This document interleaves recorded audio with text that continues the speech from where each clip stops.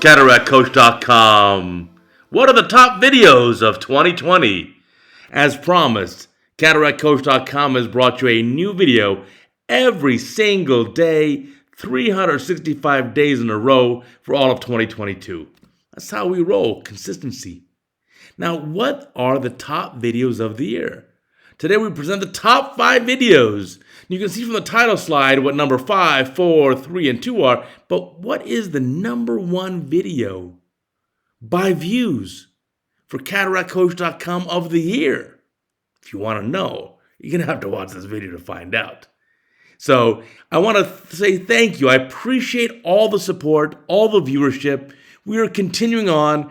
Today's video is $16.99. We're going to start 2023 with video 1700, and sometime later in 2023, we're going to hit video number 2000. We're coming on 16 million views with 46,000 of you subscribing, and I want to say thank you. Sincerely appreciated. Now, let's start watching the top videos of the year, and let's see what was number 1. CataractCoach.com. European residents often learn in India. So some residents in some European countries are not really given an opportunity to learn surgery. So we have an anonymous European resident sent me this case. This is case number 100. And this young doctor in his or her own country in Europe was unable to get good surgical volume. Believe it or not, there are residency training programs around the world where the ophthalmology residents only learn medical ophthalmology and not surgical. And this young doctor wanted to learn surgical ophthalmology, in particular cataract surgery. So he or she went to India. And this is a neat opportunity. Now, it's more common than you may think. I actually know of a surgeon here in the USA who was in practice. And for many years, he did only LASIK and really just never did cataract surgery. And then decided somewhere in the mid-career that he really wanted to learn cataract surgery and incorporate that because, of course, that's an important part of refractive surgery is cataract surgery. So this doctor went to India and did one of these programs, go for a week or two and knock out a few dozen or maybe even 100 or 200 cases and really get some skills. And that's really important. Now, if you train in the USA for residency, certainly in the last 20 years, the nice part is you're basically guaranteed surgical volume. So ophthalmology residency in the USA is for sure surgical, and you will learn surgery. Now, there are some USA residents who don't wish to do surgical subspecialties of ophthalmology. Let's say they want to do just neuro-ophthalmology, or there's some who do just medical retina, no retina surgery even, no anterior segment surgery. That's okay. You find what makes you happy. But I think it's important if you do want to be a surgeon, you do want to learn cataract surgery, the best way to learn is by doing it. And if you have a program where they're not teaching you how to operate, I like the initiation of this surgeon by saying, hey, the initiative is let me go to India and learn it on my own. And I think that's brilliant. And I want to be thankful and appreciative of these opportunities. You know, if I want to learn a procedure too, I got to learn it by doing it for patients. That's how we learn. So I want to appreciate the patients and appreciate the professors. So what a nice opportunity for this young surgeon to say, hey, I'm going to go take a nice little trip. Let me spend a week or two of vacation time. Instead of sitting on a beach and reading a book all day or playing in the sun, let me help patients by doing cataract surgery. So let's watch the technique here. So a little bit of groove down the middle and then nice vertical chop. So that's a neat idea too. You make that little initial pit there in the nucleus. It really helps you get that phaco tip buried for very high vacuum. So that's a nice 4-quadrant vertical chop. Went beautifully.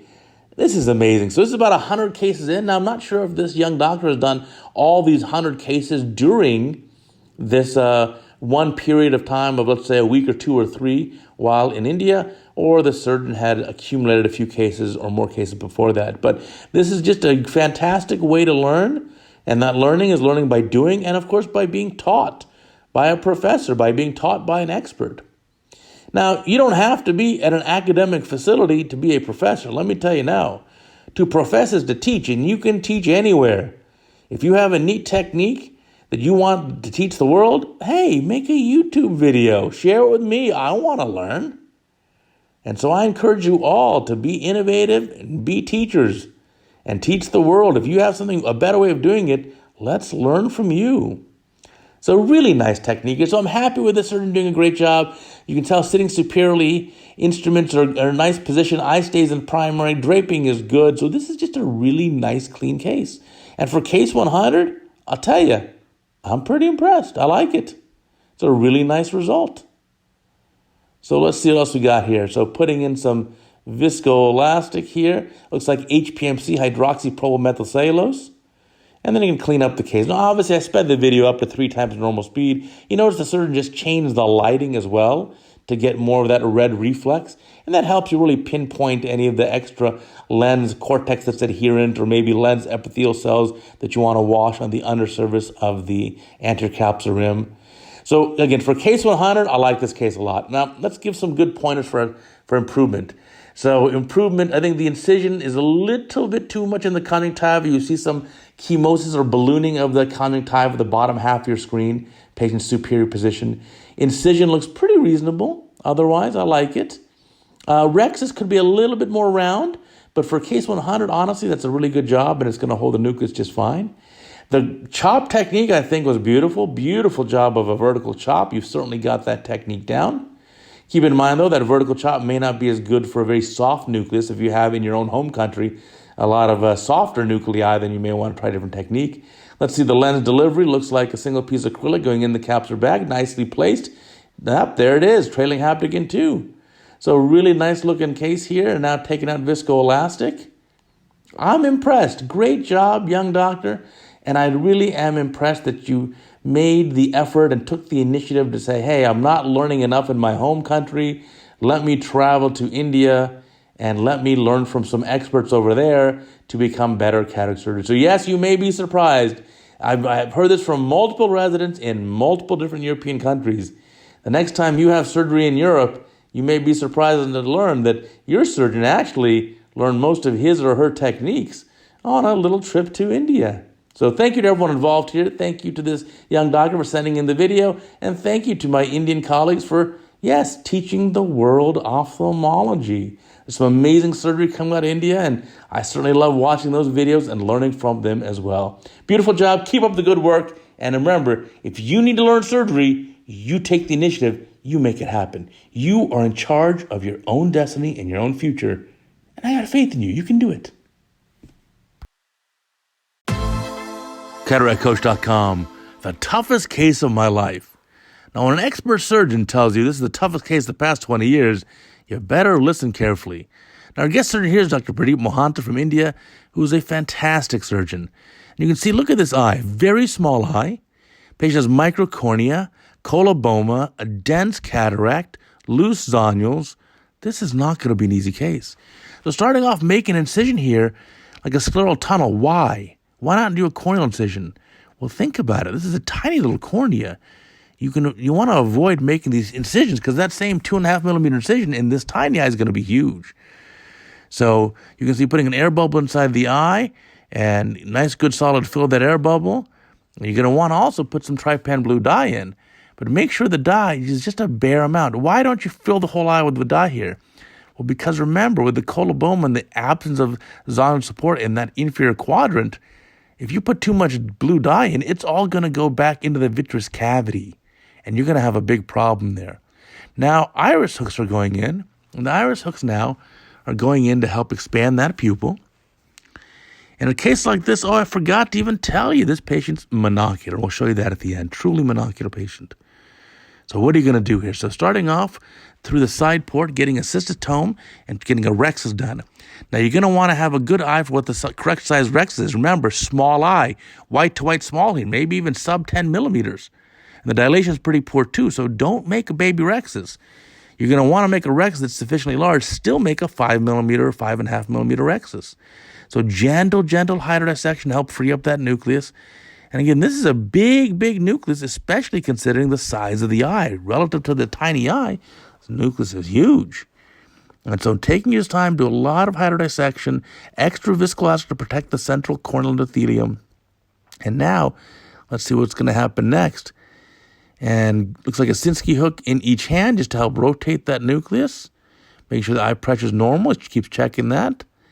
And could you do MSICX? You could, I suppose, but it's a huge incision for a tiny little eye. I like this technique here, using a Simcoe cannula to help decompress, get out any liquefied lens cortex that may be there. And now it looks like a capsular tension ring, so CTR is going inside the eye.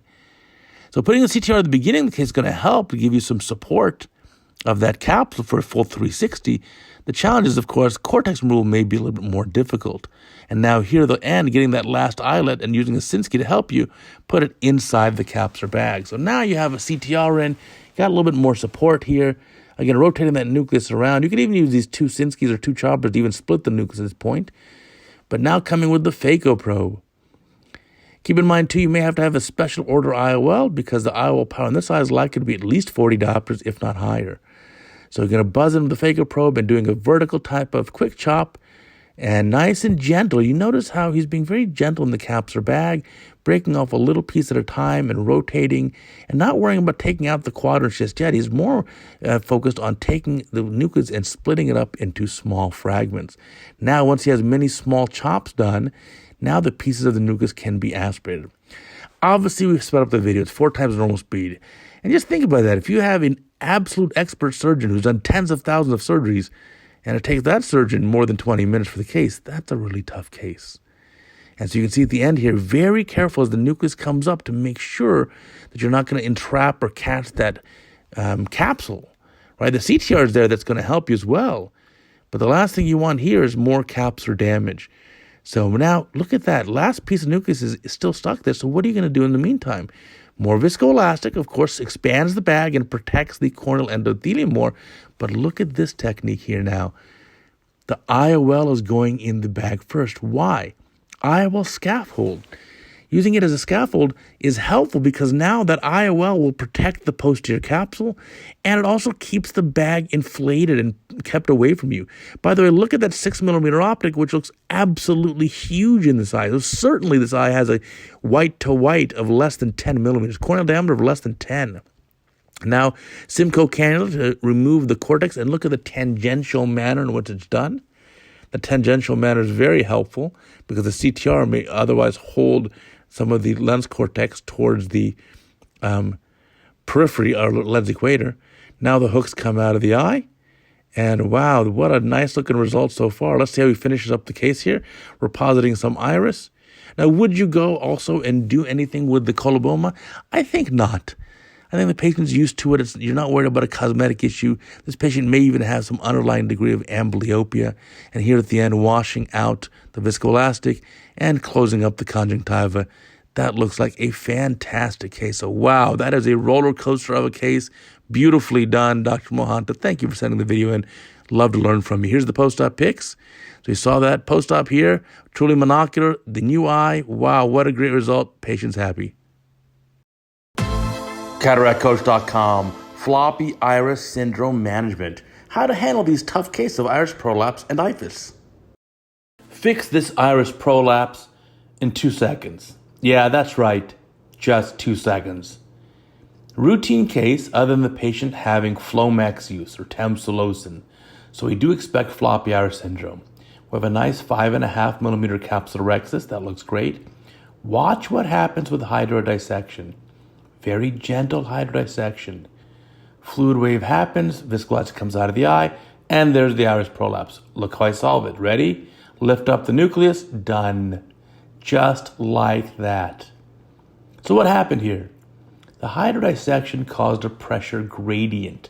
Higher pressure behind the iris within the capsular bag. And there's lower pressure because of our main incision above the iris. So when you have that gradient, higher pressure behind the iris, lower pressure in front of the iris, plus you have a floppy iris to begin with because of the tamsulosin use, you're going to get iris prolapse. And it's exactly what happened in this case. So how did we solve it? Hydrodissection, viscoelastic comes out of the eye, there's the iris. Just lift the nucleus up out of the bag, releasing the pressure gradient, pow. Watch again, slow motion. Here's the hydrodissection. Look, we lose viscoelastic, a lot of it. AC shallows, look at the iris coming out of the eye, right there, prolapse. I see it immediately. Let's lift the nucleus, dig in with the cannula, lift the nucleus up out of the capsular bag. Watch, the pressure gradient will be released right there. Pressure now released. Iris goes back in the eye by itself. We never even touch the iris. You don't need to. Let me show you one more time in real time. There's the hydrodissection, losing viscoelastic. There's the iris, shallow AC, big pressure gradient, lift the nucleus up, resolve the pressure gradient. CataractCoach.com. Here we have another case of a relatively small pupil. This patient takes tamsulosin and is definitely going to have some floppy iris. So what are we going to do in this case? Let me show you. So the first thing we're going to do is we're going to expand that pupil by doing some pupil stretching. And there it is. We can really stretch out that pupil and pushing those two choppers towards the angle of the eye and going in two directions if you'd like. You can go in the other direction as well. And that's going to help really expand this pupil. And it's going to allow us to get a larger dilation. Now, this is going to be a temporary thing. There's the stretch, and that's pretty sufficient. You don't have to do too much more than that. Be careful. Don't puncture the lens capsule. Now, as Osher taught us, viscomydriasis. Inject the viscoelastic at the iris plane to push the pupil larger. Now it's a much better pupil size. Still not great, but it's good enough. Adjust our camera here, our microscope, to get a good red reflex. And now, make the rhexis 5 millimeters still.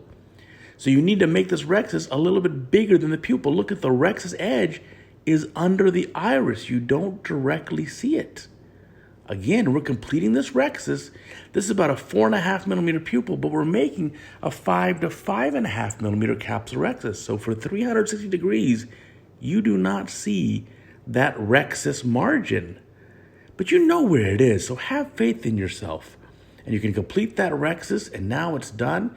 Now you have a rhexis that's bigger than the pupil. So we'll do some hydrodissection, and we're going to get this nucleus slightly tilted out of the capsular bag.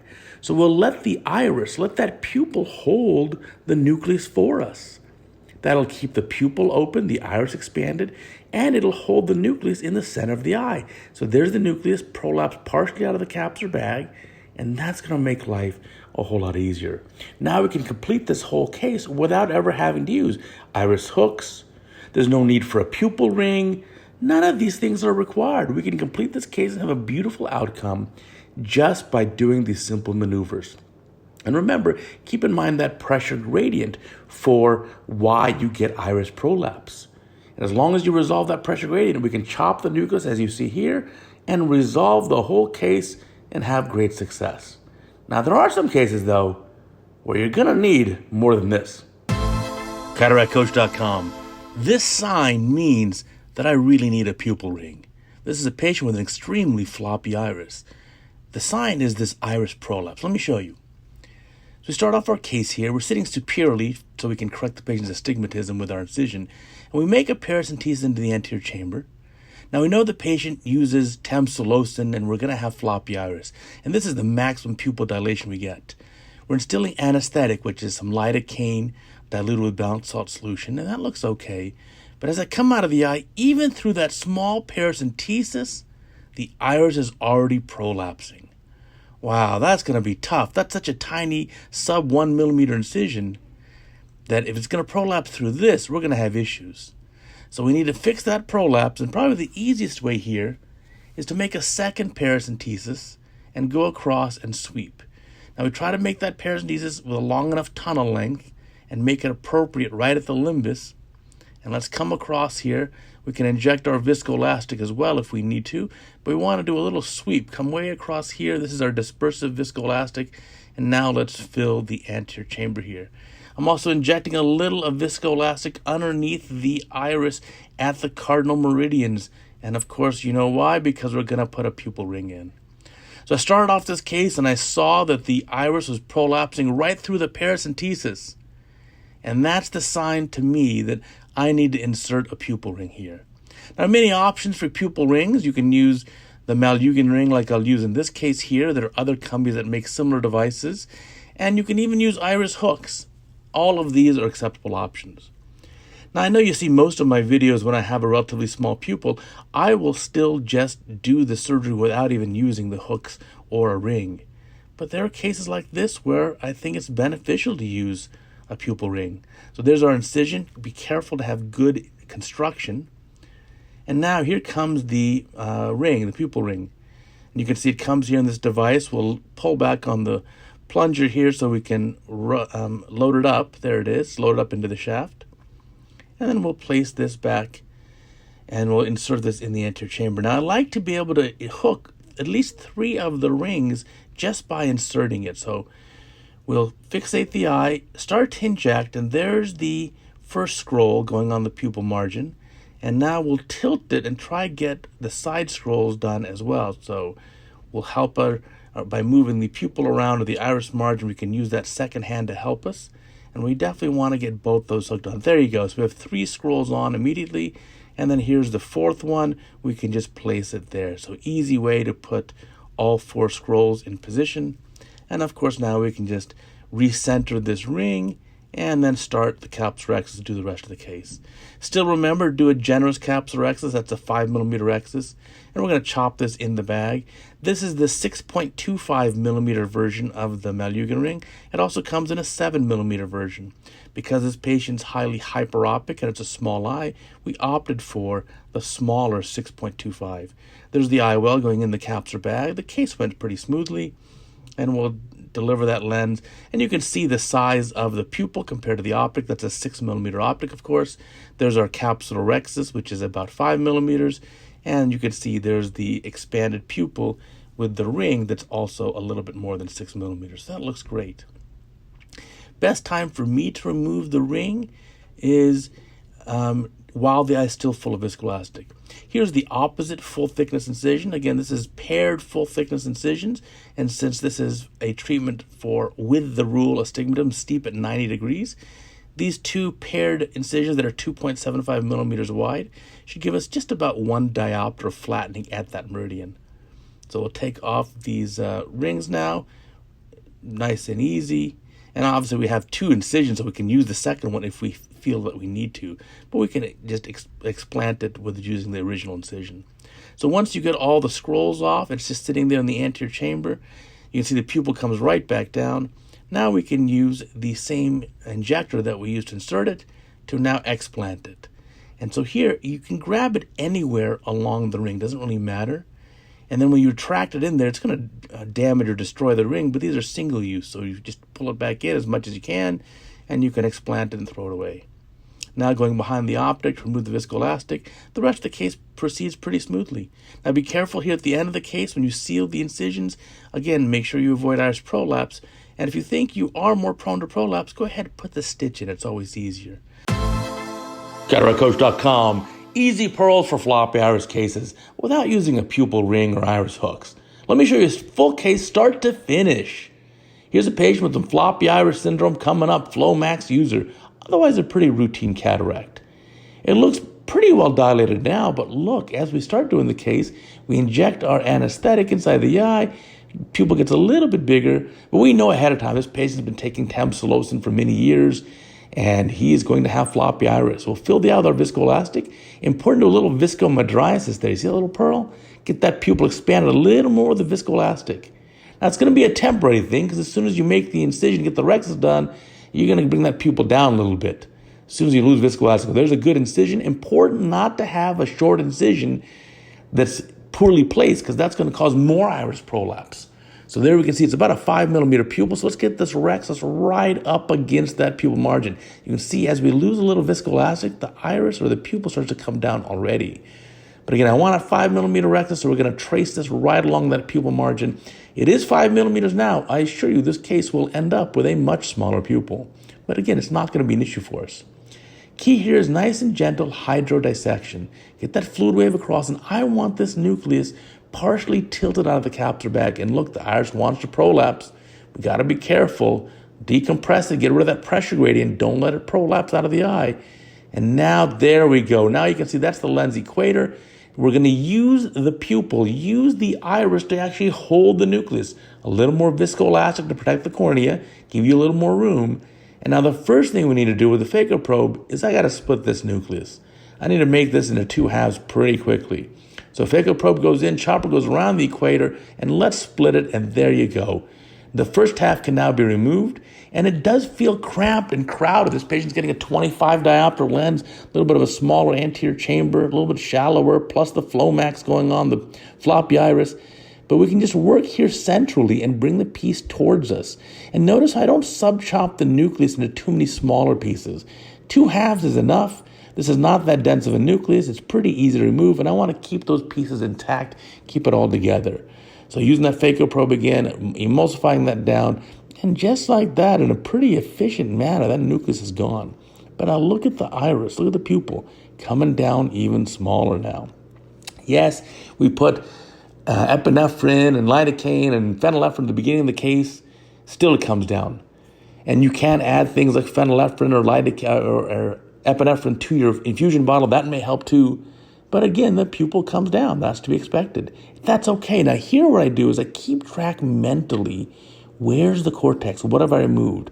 Instead of jumping around, I want to do it in a systematic manner so that I kind of know I've gotten all quadrants of cortex out of the eye. I don't want to have a big chunk or wad of cortex left inside the eye. So we've cleaned it up pretty nicely. I'm pretty happy there. And of course, at the end, we can check again. Look at the pupil coming down again. So now our cohesive viscoelastic is going to help expand the capsular bag and expand the pupil. And I'm going to use this to help get a good view there. You should be able to barely see the rexus. Maybe you can see it there.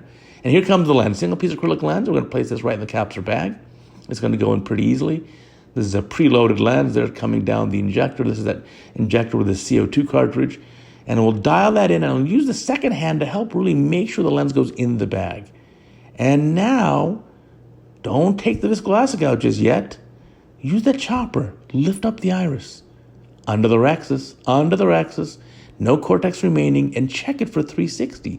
Make sure the entire lens is underneath the capsular rexus edge. It's in the capsular bag, and there is no retained viscoelastic, no retained cortex in the eye. Now we'll remove the viscoelastic. I still go behind the lens. So even though the pupil's small, we'll go behind the lens, get the viscoelastic out. And again, cleaning up here, and now you can see the iris wants to billow and cause other issues here. But you can learn this technique, and if you have a patient who's, like this, floppy iris, takes tamsulosin, Flomax, you can still get these cases done in a highly efficient manner. And so here at the end of the case, sealing up that incision looks pretty good, and we didn't touch the iris the entire case, and everything goes beautifully. And again, we just make these as routine cases. It's not that big of a deal. And just like that, 5 minutes, you're done with the whole case. The patient's going to have a beautiful outcome with minimal manipulation. Thanks for watching. Appreciate it. CataractCoach.com. Techniques for white cataracts, and specifically intumescent white cataracts. So look at this first case. Very pressurized capsular bag. As we touch the anterior capsule, you can see just how bouncy that is. So the pressure in the capsular bag is very high. So I want to increase the pressure in the AC. So I want the pressure in the AC higher than the pressure in the bag. Now I'll put a needle in to decompress it, and there you go. Don't you feel better? Of course not. So that was tough. So what are the other options here? Well, we can buzz in with the phaco probe to quickly create a small opening, and we can aspirate with the probe and get out some of the liquefied lens cortex. And then what we can do is we can then use a cystotome through the side port and create a small rexus. So we'll do the double rexus technique. So the phaco probe's still in the eye because it's pressurized. You can set the infusion pressure to 80 or 90 millimeters of mercury, and that's going to help prevent that from running out. Now we're just trying to create a capsulotomy or capsular rexus that's small. It can be irregular, it doesn't have to be centered. We just want to get it done. And so I'm almost able to finish this here, but let's try again. This is viscoelastic, and we'll quickly just finish that. There you go. You see how it wanted to run out. Now we can just decompress and just get out all that liquefied lens material. And then we're going to re-enlarge that capsular rexus. So the challenge in an intumescent white cataract, right? Intumescent is fluid-filled, and that means that the cortex has become liquefied. And as it does that, it pressurizes the capsular bag. And when the pressure in the capsular bag is higher than the anterior chamber pressure, that's when you're most likely to get that Argentinian flag sign where that capsular rhexis just runs out. So what we can do is, in this case, we have a small rhexis that we made initially, and now we can put the lens in and we can enlarge this capsular rhexis. So I'm going to show you more videos here. The double capsular rhexis technique is making one small capsular opening initially and then enlarging it. You can enlarge it after decompressing the cataract, if you have a denser cataract, or in a case like this where the cataract was less dense, we can enlarge it now after the IOL is placed in the capsular bag. And say we can just nick the lens capsule, and we have a resident who's operating this case. We can nick that lens capsule, grab that, and you can enlarge that capsular rhexis and make it the size that you wish. And this patient's going to have a very nice outcome. Let's look at a few more interesting cases here. So here's a case, again, pressurized capsular bag, intumescent cataract. So in this case, making the incision, and I'm going to show you how it wants to run out. So we're just going to try do our rhexis quickly. You can see it is pressurized, and it wants to pull out. Look at the direction that I have to pull the forceps tips. I've got to pull it centrally so much just to prevent that thing from running out. And so you can do it this way, but it's a higher risk way. And the longer you take, the more the risk. So finally we get it done. Not the prettiest, but at least it's intact and round. You can see all the liquefied lens cortex that we got out of there. And at this point, we can just chop this nucleus up into small pieces and then aspirate it down pretty easily. So while you can use your standard technique of doing a capsular rhexis in an intumescent white cataract, it is tougher, it is higher risk, and because of that pressurization. So here's another one. Poking in with a needle and decompressing and getting out any of that liquefied lens material. So now making the main incision, and again, we have a resident who's operating, and we're going to try to get this rhexis done. And let's see if it starts to run out, just pull it in and finish the case quickly. But luckily in this case, you're able to complete a nice round capsular rhexis. Now, one thing important, as you depressurize that capsular bag, the fluid is also behind the nucleus. Now, here's a case where we stain it with trypan blue dye, and you can see the wrinkles in the capsule. This is a fibrotic capsule after trauma. So you may have to use those micro scissors, so you may even have to use a cystotome or other instrument to help cut this capsule. Now you've got to be cautious because throughout the rest of this case, you may not have it fully intact. You may have weaker areas that want to run out. But in a case like this, we finally get it done. And even you can see now, sub-incisionally, we got to use that cystotome to help cut it. Now, what about a femtosecond laser? Well, sure, here's a femto case. Look, the capsule's stained, but it's actually incomplete. Sometimes when the lens material leaks out during the femtosecond capsulotomy, there may be areas where the laser energy was blocked and it's still adherent. So watch carefully. We'll grab with the forceps and you can see there's still a couple of spots, one there and one there. And so don't assume it's going to be free floating. Here's another one of the double rhexis technique. Again, the AC is highly pressurized, got the AC pressure very high. And we got that to keep the capsule from running out. And so now using just the cystotome, making a small little baby capsular rhexis, and that's going to give us access to be able to decompress the capsular bag. So again, getting that little baby rhexis done with just the cystotome, the only key here is to make sure there are no runouts. Once that is done, you saw the capsular bag was decompressed. Now we can make the main incision. So with an intact rhexis, even if it's small, it's just not going to run out. And so now we can go in that's decompressed, and now we can continue and make the full-size rhexis. Because again, we use that cystotome to make a small rhexis and also use that cystotome to decompress. And so we got the liquid coming out of there. And so now the second rhexis can be done. So again, the double capsular rhexis technique is very useful. And you can use that again, like this case at the beginning, or you can use it like the other case I showed you where you used it at the end after the IOL is inserted. Now here's another one. Look how much milk is coming out here. A lot of liquefied lens material. And so it becomes tough. So you have to keep injecting viscoelastic just to have a view. So trying to get that capsular bag decompressed, get as much of that milk out as you can. So again, doing a double rhexis technique here if you need to. And then now, as you express more and more of this, you may have to keep putting in viscoelastic just to give yourself a view. And so we can complete that rhexis and get the nucleus out and finish up this case. So again, a lot of lens material there. Here's another one, chopping this dense white cataract in the capsular bag, bringing the pieces up, looking pretty good. Nice chop technique. You can see the external view as well. So once you have a nice strong rexus, then you can feel free to use whatever techniques you like, such as phaco chop or divide and conquer, stop and chop, whatever makes you happy here. And you can see this resident with these double angles doing a really nice job of chopping up this cataract and emulsifying it pretty easily. So again, the danger in these cases, as you know, is the creation of that capsular rexus. And that's where I think my take-home pearl for you today is use the technique of the double capsular rexus and needle decompression if you need to. And here's another one. You can see it's very easy for us to chop this.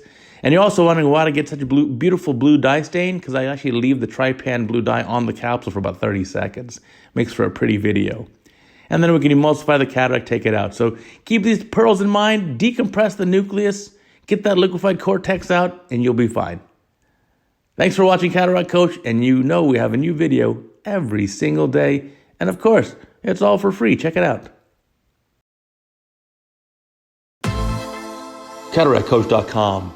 Behind the scenes, inside my operating room, let me show you a real-time setup, timeout, prep, drape, surgery, and turnover. So we're going to put some blur in here to provide some anonymity, so you'll forgive me for that. And I've got my phone here recording and just placed against the wall there. So I'm confirming there's the lens power. That's me. We're confirming that we're using a certain lens power. Make sure we have the right thing. I'm looking at the patient's notes here, confirming everything, the steep axis, what I have to do. So that's my thumbs up. I'm ready. The staff is setting up. Look at the left side of your screen, and we have the two scrub techs who are setting everything up. That's the circulating nurse. And again, I have to blur this out for their anonymity. It would take way too long, if you know anything about a video, to blur their individual faces as they move throughout the room. It would take a tremendous amount of time. And I don't have a professional video editor helping me. I'm solo here. And so now I've just put a big box across that has a box of blur. But believe me, you'll get the idea. And tomorrow's video is going to be the actual surgery that we're doing here. I'm going to show you the microscope view of the actual case. So then we're getting everything set up. You can see that scrub tech with the red cap is just coming in, already just scrubbed her hands, putting on her sterile gown.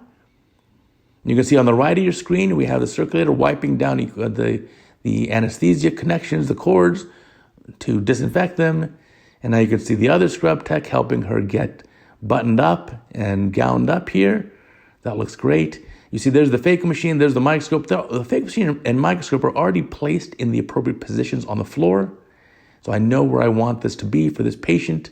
For this eye, we're going to be doing this patient's right eye. And so now she's gowned up and ready, all sterile. That's the one with the red cap. And now she's going to get things arranged. Open up our trays, our instruments, the draping, everything's going on here. And you can see we're pretty efficient. There's me. I'm just kind of moving my pedals where I want them, making sure I'm happy there. That all looks pretty good. And making sure, asking them if they're good, if they need anything else from me. And we're just hanging out while they set up. So I have a little bit of downtime here. There's no rush. And again, I've already confirmed my lens power. And so we're about 2 minutes in. By about the 4.5 minute mark, you're going to notice that the patient's going to be brought in the room. So that's how fast they're setting this up. So what I'm showing you here is a complete cycle time of about 15 minutes or so. That's quick. But look, we're not rushed at all. I'm hanging out. We're talking. There is zero pressure. We're not rushing at all. This is being efficient, but being very relaxed. No one in the room is pressured. And so that means cycle time means beginning of one case to the beginning of the other is going to be about 15 minutes. So everything's done. Room cleaned, instrument, everything set up, instruments opened, gowned up, patient prepped, which you'll see, and timeout done, and draping done, and surgery done, and clean up everything, get the patient out of the room. All that's just 15 minutes. So you could certainly do, at that pace, 4 of these surgeries per hour in one operating room. We tend to do it a little bit slower. We probably average more like 3 to 3.5 cases per hour in one operating room. And certainly if you're a surgeon who has 2 operating rooms, you can flip-flop back and forth. You could certainly do 6 cataracts in an hour. But again, there's a balance. I want the balance of the best possible outcomes while being efficient. So I'd rather do 6 beautiful cases, let's say in 2 hours, as opposed to 8 okay cases in 2 hours, because the time's not the big issue here. And so we want things done right And everything you're seeing today here in this setup is the way I'd want it done for my own eyes or my family's eyes. So this is done right. And so you can see she's setting things up. No one's in any big rush. It's done correctly. And we'll do all the proper timeouts, all the proper checklists. Everything's going to be done. So we're about 4 minutes in here. Again, just kind of recording this so you can get an actual view of what happens in my operating room. And by the way, happy 2022. Happy New Year. This is my January 1 video for 2022. And there you go. Machine set up. Look, she's putting the sterile cover there over the machine. And then it's being primed. And she'll get that bag spiked. Now she's covering her Mayo stand. Looking pretty good. And here I come, and look what I'm doing. I'm sitting down because look who's being wheeled in. The patient's being wheeled in. So here comes the patient. Anesthesiologist already given the patient a little bit of sedation, usually about 1 milligram of midazolam in the IV prior to wheeling the patient back.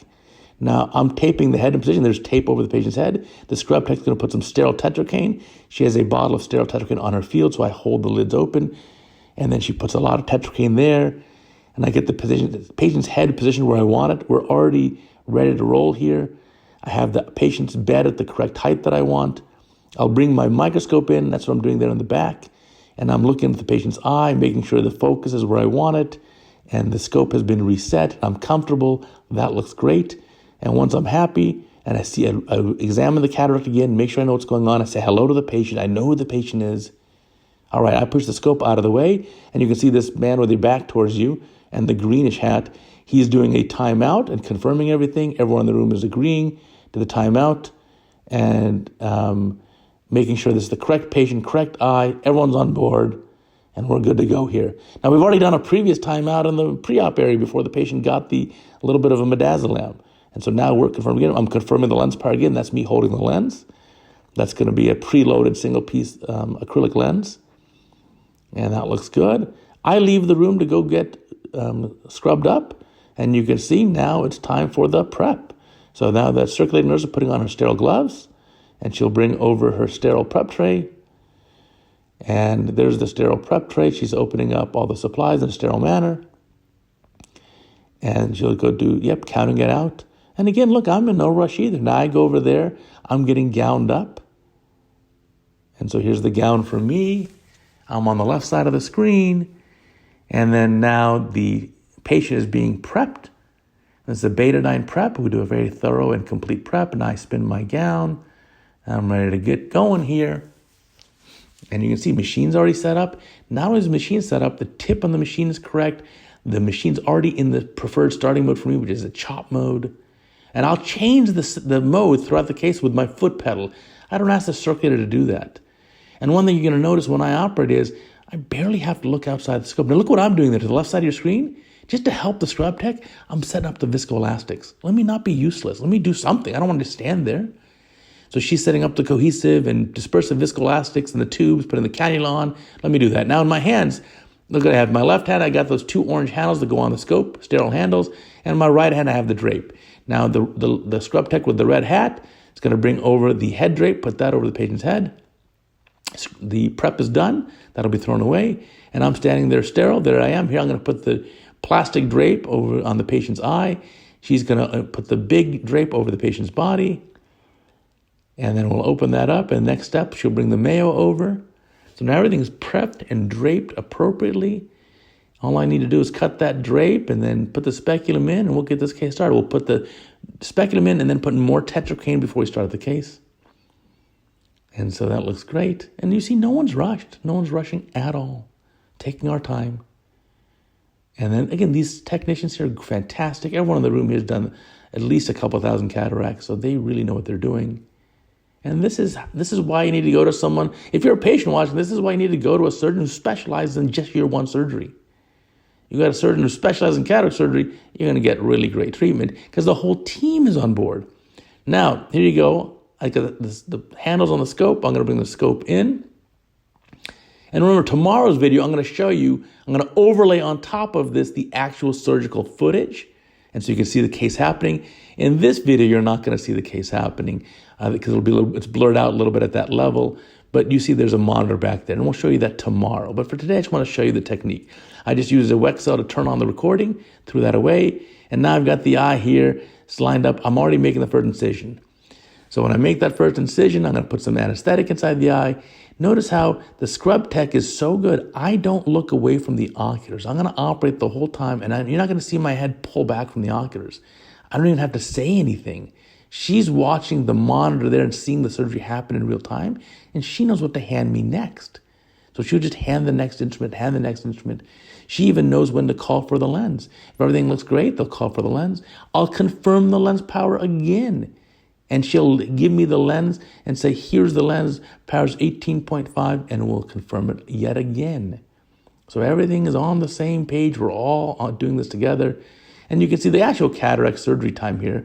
The cut time in real time is less than 5 minutes. Maybe I think it's about 4.5 minutes. Again, not really looking at that, not trying to rush.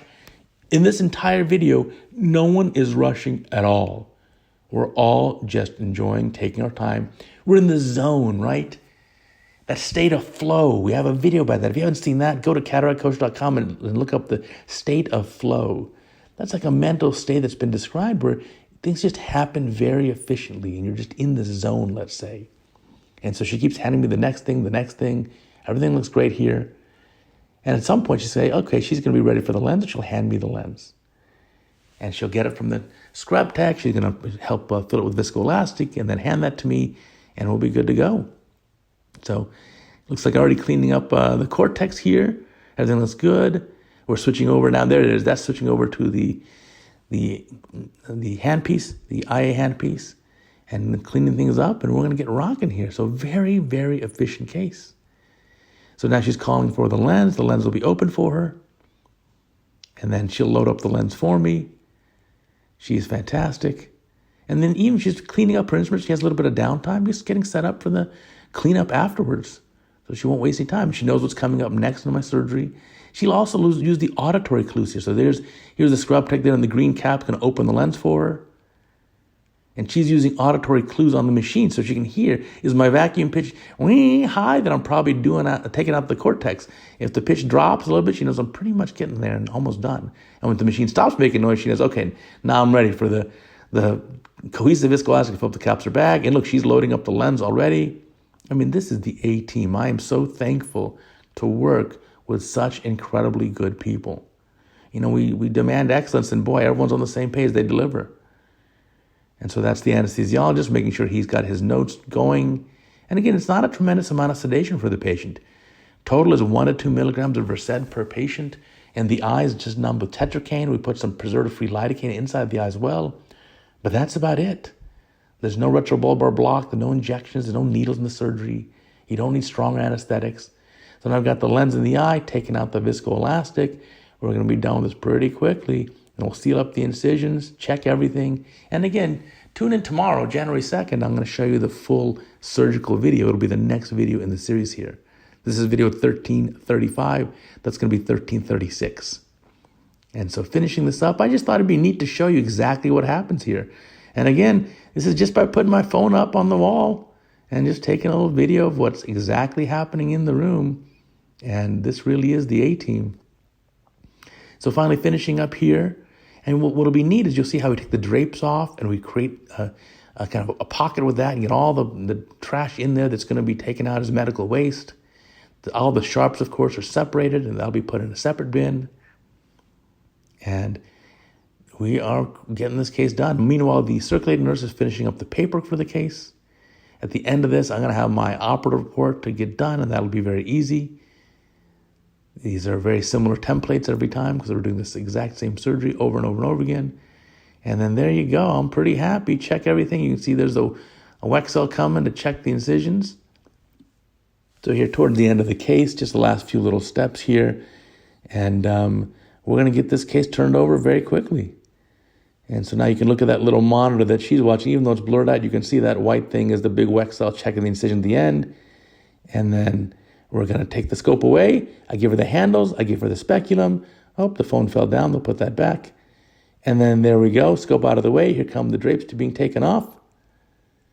And throw all the drapes together on this big central drape. And we'll get that all wound up. Taking the tape off the patient's head. And so he's getting all the drapes out of the way. That's all going to be medical waste. There's the plastic drape as well and the tape. I'll take my gown off.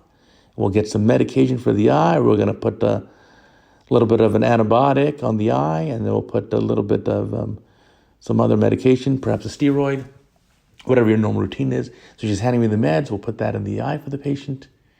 And look at the left side of the screen, the scrub tech, cleaning everything up, putting the cords away, getting the trash thrown out. Very efficient. The instruments are already being passed on to be sterilized and cleaned again for the next use.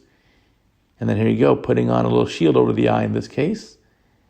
And then we'll get the patient out of the room. So everything happens in a very efficient manner. Very, very efficient. And again, I'll be happy to show you this video tomorrow. You can actually watch the surgery itself, and I'll do it as an overlay so you can see this in the background. And so we'll just show the surgery part. So now I've just taken off the rest of those monitors for the patient. We'll get this patient out of the room. And look at the left side of the screen, look at the scrub tech. We're just getting all that stuff that's trash and putting it all together. And now we're going to clean up the room. Now the room will be disinfected in the proper manner for best cleanliness and sterility and disinfection. And then there you go. You can show you. Done. I'm showing my watch there that it's 9:30 in the morning, and we already knocked out 10 cases. Thanks for watching these videos. Be sure to check out the website too, CataractCoach.com. You'll get the full text and the graphics and the photos plus the videos. And if you sign up for a free daily email, we'll send all of that to you in your inbox every day for free. Come on. CataractCoach.com. Check it out.